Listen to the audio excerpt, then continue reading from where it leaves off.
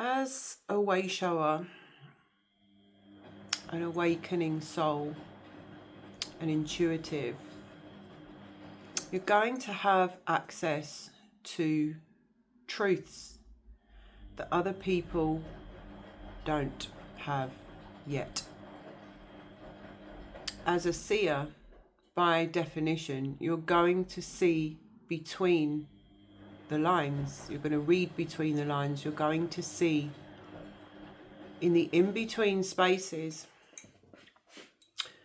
Many of you resonate maybe with having a whole life of seeing things that you think are obvious and then sharing them only to discover that they're not obvious to everybody.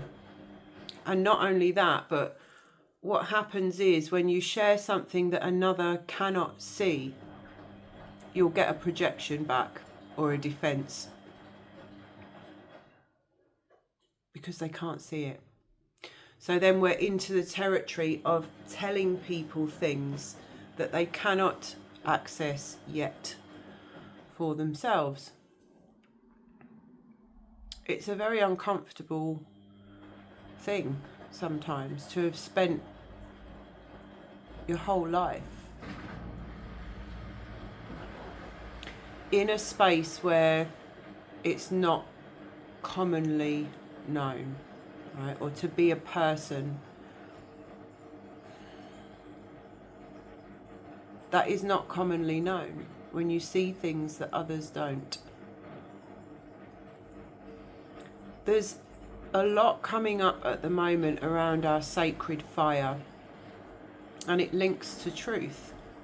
And there's a question today, like, what aspects of truth make you uncomfortable?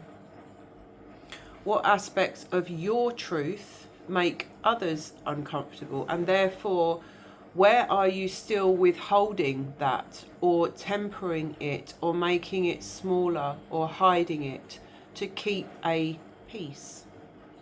Which incidentally is not peaceful anyway, because it's an undercurrent. There's no peace in this world when people are stuck in their mind.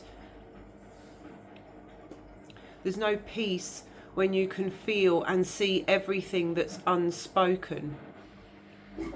You can feel it, it exists, it's there, it's energy. Everything's energy. We're way beyond the fallacy of this reality where people think they can hide things and present an appearance. When is it going to land that it's not hidden? I'm wondering. I'm in one of the most sacred places in the world in many ways, on sacred land, and it's become a little bit of a commercial show.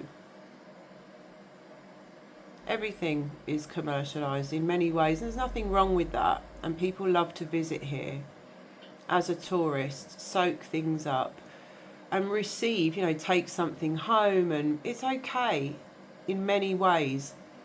But what is not okay for me is how the people working here who present themselves to be a seer, a shaman, a priestess, all this stuff,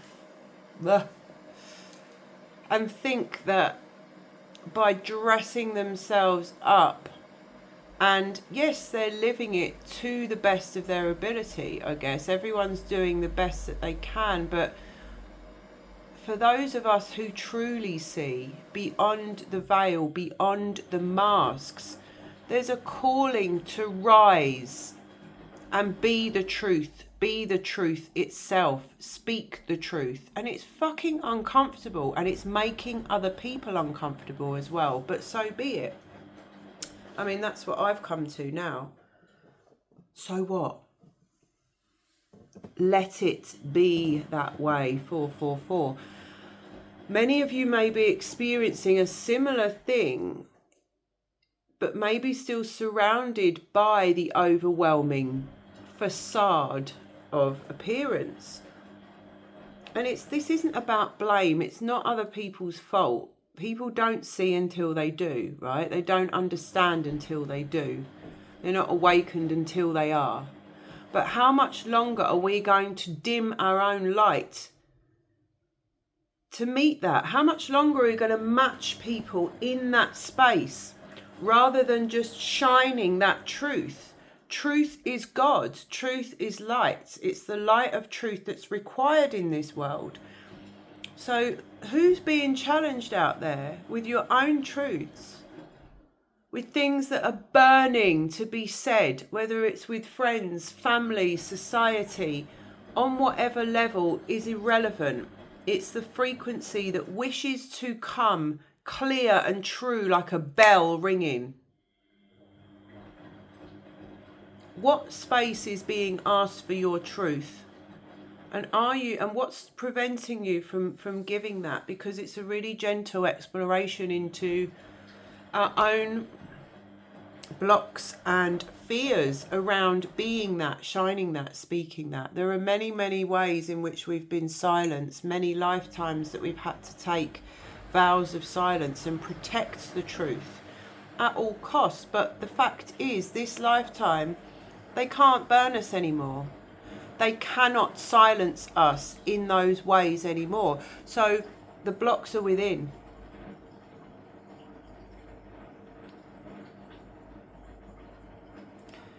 There's something around fire, the consciousness itself, the Kundalini, the life force, is our sacred fire.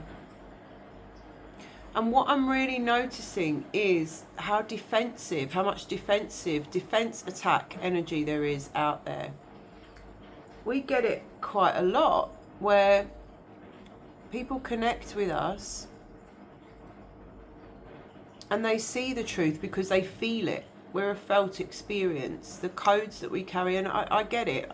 My light, our light, is not for everybody because it is way too close to the truth for people who aren't quite willing to look at that within themselves, or it makes them uncomfortable in some way, so they'd rather back off and be comfortable. I get it.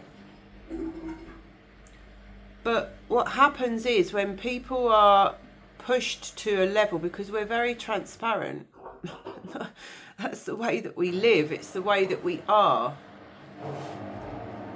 and that can be a bit much for people around us who maybe still aren't quite ready to look at their own shadows in our reflection, right?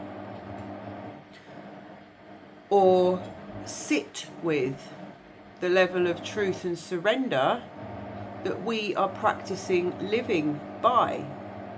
So it's a frequency alignment, right? So people see the light and they want some, and they want to be in it and share it and experience that within themselves and with us.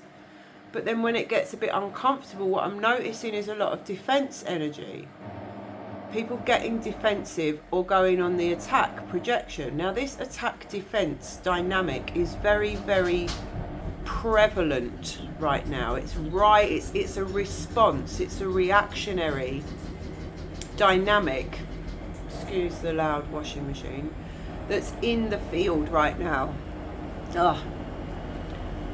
Attack defense. And I tell you why. It's because the sacred fire for many eons has been like a shield wall. We've had to defend ourselves. We've had to stay silent. We've had to go on that constant defense attack because it hasn't been safe. And we're still in that pattern. It's still there. It's still wanting to. It's the first thing when the fire comes up. We feel like someone's threatening us in some way. They're threatening our identity. They're threatening our opinion. They're threatening our way of being. They're threatening our comfort, our safety. Whatever the perception is, the shield wall comes up, and then it's either defensive energy or attack projection energy. And that's the old way of being. This sacred fire has been used for the shield wall. And we're now asked to use it differently. Because the sacred fire, without any need for attack or defense, is truth and love. And I mean love as in unconditional consciousness, not flippy floppy niceness. Talking about fire of love, the qualities of love, respect, etc., etc. I'm not going into that in this video. So the sacred fire rises, and we're all going through a bit of an initiation as to how we're using that. Are we still using it as the shield wall that we hide behind or attack from? Or can we just clearly, in sovereign voice, state the truth? With love. Without attachment. This is the journey right now. This is a real big key. And working with it starts with the questions, around our own personal truth. What are we being asked to speak? Whether it's in really small, seemingly insignificant ways in our own life. In other words, I speak the truth of what is good for me personally, not considering everybody else around me and whether somebody likes it or doesn't like it or anything other than what is right for me. Can I allow myself to state, to speak, to do from that space what is right for me and me alone? Can I speak my truth in my family in a way that isn't attacking or defensive, right? We all know this, don't we? There's the old saying, isn't there? If you think you're enlightened, go and stay with your family for a week. Because the old defences come up, right? And they know where to... Because they, a lot of our families see us as we've always been. They don't really want to see us as evolving, ascended beings. And they certainly don't want to hear our opinion about stuff when it's different from theirs, right? So it's all this tussle energy of who's right and wrong, who's needs defense. It's so old. It's literally like fries my brain now. I'm backing away from any relationship and any person, even friends, who try to engage me in projection and defense energy. I'm just not available for it at all. It's exhausting to me. And it's not a judgment, it's just what is right for me. And I give myself permission to put myself first for the first time in my life. No guilt, no apology, no explanation, no justification.